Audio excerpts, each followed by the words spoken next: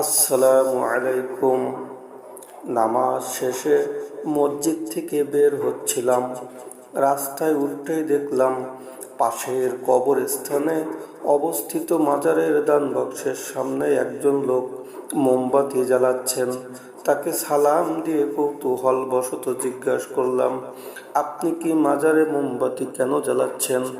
আপনি মাজারে মোমবাতি কেন জ্বালাচ্ছেন?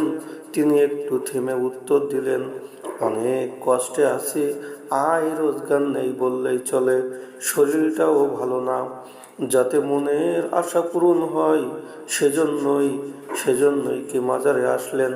আহা, এখানে যিনি শুয়ে আছেন তিনি আল্লাহর একজন নেককার বান্দা ছিলেন। তার মাধ্যমে দোয়া করলে আল্লাহ দোয়া কবুল করবেন। আমি কিছুক্ষণ চুপ থাকলাম। মসজিদ আর মাজার দুটো পাশাপাশি দাঁড়িয়ে।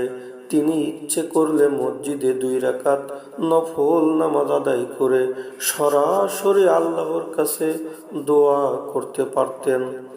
ঘরে বসে কিংবা হাঁটতে হাঁটতে মনে মনে আল্লাহর কাছে চাইতে পারতেন, যিনি আপনার আয় বৃদ্ধি করে দিতে পারেন, যিনি আপনাকে সুস্থতা দান করতে পারেন।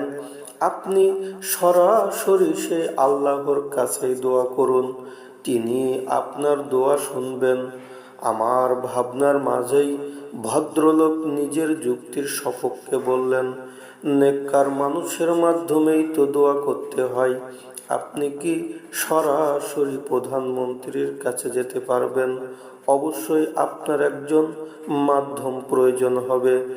রাসূলুল্লাহ সাল্লাল্লাহু আলাইহি ওয়াসাল্লাম বলেছেন, যখন মানুষ মৃত্যুবরণ করে তখন তার আমলের সব দরজা বন্ধ হয়ে যায়, কেবল 3টি আমল ছাড়া, সদকায়ে জারিয়া, এমন জ্ঞান যা থেকে মানুষ উপকৃত হয়, নেককার সন্তান যে তার জন্য দোয়া করে। সহিহ মুসলিম।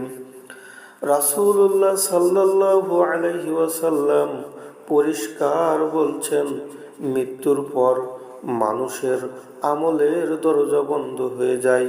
সে নিজে আর নতুন কোনো আমল করতে পারে না। সে নিজেই নির্ভরশীল তার রেখে যাওয়া ভালো কাজ আর সন্তানের দোয়ার উপর। মৃত ব্যক্তি দুনিয়াতে থাকা মানুষদের নিকট কিছু দেওয়ার অবস্থানে নেই। তিনি নিজেই এখন দোয়ার মুখাপেক্ষী। মৃত ব্যক্তি কারো উপকার করতে পারে না, কারো ক্ষতিও করতে পারে না, তার কোনো ক্ষমতা নেই। অতএব প্রশ্ন হলো, যে মানুষটি জীবিত থাকতেও অন্যের রোগ সারাতে পারতেন না, রিজিক সন্তান দিতে পারতেন না, মৃত্যুর পর কবরে শুয়ে তিনি সেটা করবেন কিভাবে?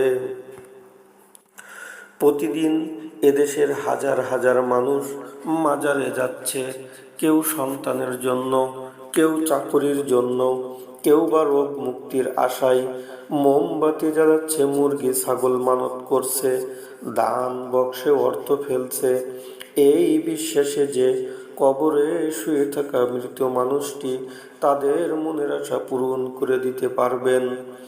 মৃত ব্যক্তি আল্লাহর কাছে সুপারিশ করবেন। এটা ভক্তি নয়, এটা ভালোবাসাও নয়। ইসলামে পরিভাষায় এটার নাম শিরক। আল্লাহর একক ক্ষমতায় অন্যকে অংশীদার করা। আল্লাহ তাআলা কোরআনে স্পষ্টভাবে বলেছেন, আর আল্লাহ ছাড়া এমন কিছুকে ডেকো না যা তোমার উপকারও করতে পারে না, তোমার ক্ষতিও করতে পারে না। অতএব তুমি যদি তা করো তাহলে নিশ্চয়ই তুমি জালিমদের অন্তর্ভুক্ত হবে। সূরা ইউনূসের 106 নং আয়াত। এখানে জালিম শব্দটি অত্যন্ত গুরুত্বপূর্ণ। জালিম মানে অত্যাচারী। কার প্রতি অত্যাচার? নিজের প্রতি, নিজের ইমানের প্রতি, নিজের আখিরাতের প্রতি অত্যাচার। ভদ্রলোকটি অবশ্য তার যুক্তিতে অটল থেকে আবারও বললেন, আমরা তো আল্লাহর কাছেই চাইছি, শুধু এই নেককার বান্দার ওসিলার মাধ্যম নিচ্ছি। এই যুক্তিকে আরো শক্তিশালী করতে তিনি আবারও সেই প্রধানমন্ত্রীর উদাহরণ টেনে বললেন, প্রধানমন্ত্রীর সাথে সরাসরি দেখা করা যায় না, মাধ্যম ছাড়া তার কাছে পৌঁছানো কঠিন, তেমনি আল্লাহর কাছেও মাধ্যম দরকার। উদাহরণটি শুনতে আপাতত দৃষ্টিতে যৌক্তিক মনে হয়, কিন্তু এটি আসলে একটি চরম ভ্রান্ত সাদৃশ্য। শয়তান এভাবেই যুক্তিযুক্ত মনে হওয়া উদাহরণ দিয়ে মানুষের ঈমান হরণ করে। প্রধানমন্ত্রী একজন সীমাবদ্ধ মানুষ। তিনি একসাথে সবার কথা শুনতে পারেন না, সবার মনের অবস্থা জানেন না। তিনি একটি নির্দিষ্ট সময়ে একটি নির্দিষ্ট জায়গায় থাকেন, তাই তার কাছে পৌঁছাতে মাধ্যমের প্রয়োজন হয়। কিন্তু আল্লাহ তাআলা তেমন নন। তিনি এই মুহূর্তে পৃথিবীর কোটি কোটি মানুষের প্রতিটি দোয়া, প্রতিটি দীর্ঘশ্বাস, প্রতিটি মনের আকুতি একসাথে এবং আলাদা আলাদাভাবে জানেন, শোনেন। তার কাছে পৌঁছানোর জন্য কোনো অ্যাপয়েন্টমেন্টের প্রয়োজন হয় না, কোনো মধ্যস্থতাকারীর দরকার পড়ে না, কোনো প্রতীক্ষারও প্রয়োজন নেই। আল্লাহ তাআলা নিজেই বলেছেন, আমার বান্দারা যখন আমার সম্পর্কে আপনাকে জিজ্ঞেস করে, আপনি তো নিকটেই রয়েছেন। প্রার্থনাকারী যখন আমাকে ডাকে, আমি তার প্রার্থনায় সাড়া দেই। সূরা বাকারার 186 নং আয়াত। তিনি অন্যত্র বলেন, তোমরা আমাকে ডাকো, আমি তোমাদের ডাকে সাড়া দেব। সূরা গাফিরের 60 নং আয়াত। লক্ষ্য করুন, আল্লাহ এখানে বলেননি মাধ্যমের সাহায্যে ডাকো, তিনি বলেছেন আমাকে ডাকো সরাসরি।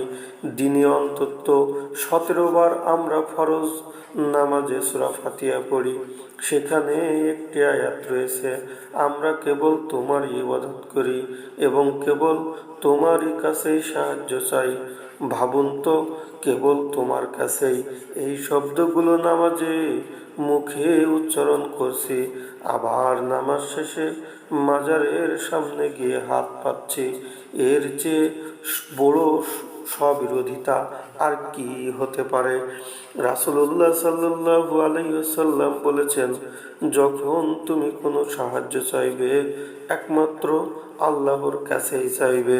আমি লোকটিকে আলতো করে জিজ্ঞাসা করলাম, ভাই, আপনি যখন একটু আগে নামাজ পড়ছিলেন তখন কার সামনে দাঁড়িয়েছিলেন? তিনি বললেন, আল্লাহর সামনে। আল্লাহ কি আপনার অবস্থা জানেন না? তিনি কি আপনার মনের কথা শুনছিলেন না? তিনি আমতা আমতা করে বললেন, শুনছিলেন। কিন্তু মানুষ তো মাজারে আসে মনের আশা জলদি পূরণ করার জন্য। যে আল্লাহর সামনে আপনি মসজিদে সেজদা দিলেন, কষ্ট করে যা চাওয়ার তাকেই সরাসরি বলুন। তার কাছে পৌঁছাতে কোনো মাধ্যম লাগে না। তিনি অবশ্যই আপনার আশা পূরণ করবেন। আর এই মাজারে শুয়ে থাকা মানুষটি, তিনি নিজেও তো আল্লাহর রহমতের মুখাপেক্ষী। এটাই ইসলামের আসল সৌন্দর্য। আল্লাহর সাথে বান্দার সম্পর্ক সরাসরি। জীবনের প্রতিটি মুহূর্তে, প্রতিটি সুখে দুঃখে আমরা সরাসরি আল্লাহর সাথে জুড়ে থাকি। এখানে কোনো মাধ্যমের দেওয়াল নেই, কোনো হাদিয়া তোহফার বাধ্যবাধকতা নেই। শয়তান সর্বদা চেষ্টা করছে আল্লাহর সাথে আমাদের এই সরাসরি পবিত্র সম্পর্কটিকে দুর্বল করে দিতে, যেন আমরা আল্লাহর রহম থেকে দূরে সরে যাই। আল্লাহ তাআলা আমাদেরকে সকলকে শিরকের মতো বড় পাপ থেকে হেফাজত করুন। একমাত্র তারই ইবাদতের দিকে ফিরে আসার তৌফিক দান করুন। আমিন।